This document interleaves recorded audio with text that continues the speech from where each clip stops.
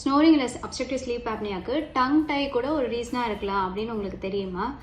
சில குழந்தைங்க வளரும் போது பேச்சு சரியாக வராது. அதாவது டி, டி, எஸ் இந்த மாதிரி லெட்டர்ஸ் வந்து ப்ரொனவுன்ஸ் பண்ண கஷ்டமாக இருக்கும். இது எதனாலனா டங்கு கீழே ஒரு பேண்ட் ஆஃப் டிஷ்யூ வந்து ரொம்ப டைட்டாக இருக்கனாலையும் அது ரொம்ப ஃப்ரண்ட்டில் அட்டாச் பண்ணுறதுனால டங்கை வந்து மேல் அன்னத்தில் டச் பண்ணி பேசுகிற சவுண்ட்ஸ் வந்து பேச முடியாது.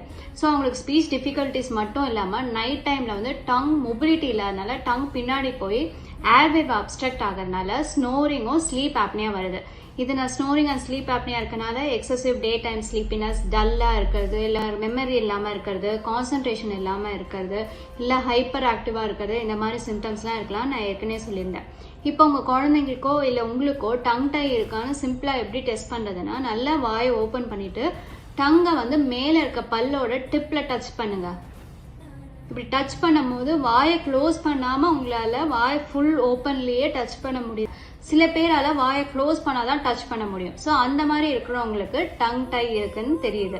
டங் டைக்கு ஒரு மைனர் ப்ரொசீஜர் பண்ணி இந்த அட்டாச்மெண்ட்டை ரிலீவ் பண்ணிட்டாலே டங்கோட மொபிலிட்டி இன்க்ரீஸ் ஆகி அவங்களால நல்லா ஸ்வாலோ பண்ண முடியும், பேச முடியும் அண்ட் நல்லா தூங்கவும் முடியும். உங்களுக்கு இந்த மாதிரி உங்களுக்கும் உங்கள் குழந்தைக்கோ டங் டை இருந்தால் ஒரு டென்டிஸ்டையோ ஓரோஃபேஷியல் பெயின் ஸ்பெஷலிஸ்டையோ கன்சல்ட் பண்ணுங்கள்.